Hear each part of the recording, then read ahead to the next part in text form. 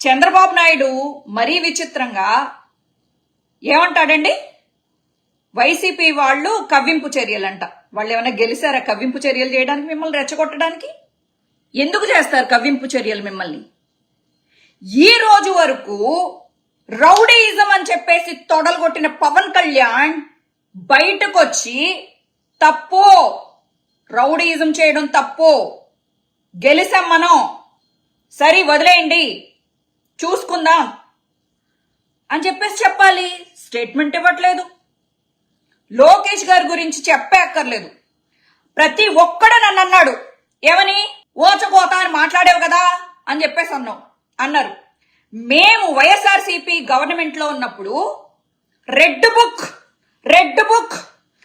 లో అందరి పేర్లు రాస్తున్నా, వాళ్ళ తాటలు తీస్తా అని చెప్పినోడు ఎవరు రెచ్చగొట్టారు మరి? అంటే వైఎస్ఆర్సీపీ ప్రభుత్వంలో ఉన్నప్పుడు రెడ్ బుక్ చూపించి బెదిరించిన రౌడీలు ఎవరో? మీరు కాదు. బుద్ధా వెంకన్న లాంటి రోడ్ సైడ్ ఆకు రౌడీల్ని రెచ్చగొట్టి మాట్లాడించారు. ఆడవాళ్ల మీద చేతులు చేసుకుంటున్నారు, చిన్న పిల్లల్ని ఏడిపిస్తున్నారు, అభం శుభం ఎరగని సామాన్య ప్రజల్ని ఏడిపిస్తున్నారు, వాళ్ల మీద చేతులు చేసుకుంటున్నారు. అది చాలా చాలా చాలా చాలా చాలా తప్పు. పార్టీ లేదు, బొక్క లేదు అని చెప్పేసి తిట్టిన అచ్చెన్నాయుడు, తెలుగుదేశం పార్టీ అధ్యక్షుడు అచ్చెన్నాయుడే పార్టీ లేదు, బొక్క లేదు, ఇంకేముంది అని చెప్పేసి అన్నాడు. అయినా లెగిశారు కదా. రంగా చచ్చిపోయినప్పుడు కాపులకి కమ్మలకి మొన్న ఎలక్షన్స్ ముందు వరకు పచ్చగడ్డేస్తే బగ్గుమనేది, కొట్టుకుని వచ్చేవాళ్ళు. ఈడ కాపునా కొడుకు అని చెప్పేసి తిట్టుకునేవాళ్ళు ఊళ్ళల్లో. అక్కడ పవన్ కళ్యాణ్ అనే అస్త్రాన్ని వేసి, పవన్ కళ్యాణ్ కాపు అని చెప్పేసి కాపులందరికీ చూపించి, అరే మీ బ్రాండ్ అంబాసిడర్ ఒకటి తయారు చేశాను రా, వీడికి ఏదో ఒక ముష్టి పడేస్తా, మీరందరూ మాకు ఓట్లేయాలి అని చెప్పేసి కాపు సైన్యాన్ని గ్రిప్ లో పెట్టుకున్నాడు. మనమందరం ఆంధ్ర వాళ్ళం అయ్యుండి మన ఆంధ్ర ప్రజలను కొట్టుకోవడం ఏంట్రా? సిగ్గులే. ఆడవాళ్ళ మీద చేతులు వేయడం ఏంట్రా? చంద్రబాబు టీడీపీలో ఉండగా రంగాన్ని చంపితే వీళ్ళు మొత్తం సిగ్గు, లజ్జ, మానం, అభిమానం అన్ని వదిలేసి వాళ్ళతో కలిసిపోయి ఈ రోజు ఎందుకు, ఇదిగో ఆల్రెడీ పిఠాపురంలో వర్మను కొట్టారు, కట్టుకున్నారా? ఒక్కొక్క ఆడది ఆంధ్రాలో కత్తి తీసి, కత్తిపేటలు తీసి నరికి పడేస్తే నా కొడకల్లారా కోసి పడేయాలి మిమ్మల్ని. ఏం పెంపకం రా ఇది? మీ అమ్మా నాన్నలు మరి బలి పశువుల్లాగా, ఏమంటారు, అచ్చోసిన ఆంబోతుల్లాగా వీధుల మీద పంపుతున్నారు. ప్రతిపక్షం లేకుండా చేస్తే ఆ రోజు మిమ్మల్ని ఎంత పట్టాభిని తీసుకెళ్ళి, చింతకాయల అయ్యన్న పాత్రుని తీసుకెళ్లి, లేకపోతే చంద్రబాబుని జైల్లో పెట్టినప్పుడు మా జగన్ అన్న మాకు ఇదేంటి, మేము మంచోళ్ళం కాబట్టి అతనికి ఏసీలు, కూలర్లు, ఇంటి నుంచి భోజనాలు, బొక్కలో సుగాలి ప్రీతి అని చెప్పేసి మొన్నటి దాకా పబ్లిసిటీ చేసుకున్న పవన్ కళ్యాణ్ మాట్లాడు సుగాలి ప్రీతి గురించి. సుగాలి ప్రీతి చంద్రబాబు నాయుడు ఉన్నప్పుడు చచ్చిపోయింది.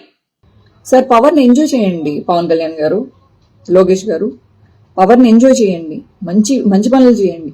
మళ్ళీ తిరిగి చెడు కర్మ ఎవరైతే ఆపోజిట్ వాళ్ళు చేశారని మీరు నమ్ముతున్నారో అదే కర్మ మీరు ఎందుకు పోగు చేసుకుంటున్నారు? రేపొద్దున మళ్ళీ మీరు ఇదే మేము చేసిన తప్పు వల్లనే మేము పోయిండుంటే, మేము అధికారంలోకి రాకపోయిండుంటే, మరి మీరు కూడా అదే తప్పు చేసి మళ్ళీ రేపు ఇదేంటి పవర్ లోకి రాకుండా ఉండాలని మీరు అనుకుంటున్నారా? లాజిక్ లేదు కదా సార్. అసలు పెద్దోళ్లతో ఫైట్ చేయాల్సింది పోయి సోషల్ మీడియా కార్యకర్తలతో ఏంటండి? సో వాట్ ఎవర్, ఇంకా ఇది మాట్లాడుకుంటే ఇంకా అలాగా పోతూనే ఉంటది. సో లోకేష్ గారు మీకు సారీ, అలాగే మీ అమ్మగారికి, మీ భార్య గారికి సారీ, అలాగే అనిత గారు సారీ, అలాగే పవన్ కళ్యాణ్ గారు సారీ, మీ కుటుంబ సభ్యులకు కూడా సారీ. నా కుటుంబాన్ని దృష్టిలో పెట్టుకుని, అలాగే నాకు భవిష్యత్ ఏమీ లేదనుకోండి, నేనేం పెళ్లి పెటాకులు ఇవన్నీ అని అనుకోవట్లేదు, నా వలన నా ఫ్యామిలీకి ఇబ్బంది రాకూడదని చెప్పేసి, అలాగే మేమైతే జగనన్న అయితే విడిచిపెట్టలేమండి, ఇదైతే క్రిస్టల్ క్లియర్. ఇక నుంచి నా సోషల్ మీడియాలో మీ కుటుంబ సభ్యుల గురించి కానీ ఆ విధంగా ఏ విధమైన తప్పుడుగా రాదు అని చెప్పేసి నేను మీకు హామీ ఇస్తున్నాను.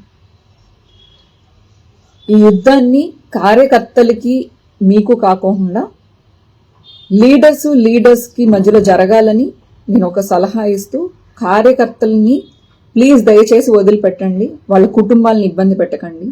వాళ్ళ చిన్న చిన్న ప్రాణాలవి, వాటి మీద ఇలా ఇబ్బంది పెట్టడం సబబు కాదని నేను నమ్ముతూ, నేను విజ్ఞప్తి చేస్తూ, విన్నవించుకుంటూ, బెండ్ అయ్యి అడుగుతున్నాను, మా కార్యకర్తల్ని వదిలిపెట్టండి అని చెప్పి, ఇంక్లూడింగ్ మీ, నన్ను కూడా క్షమించండి. Thank you.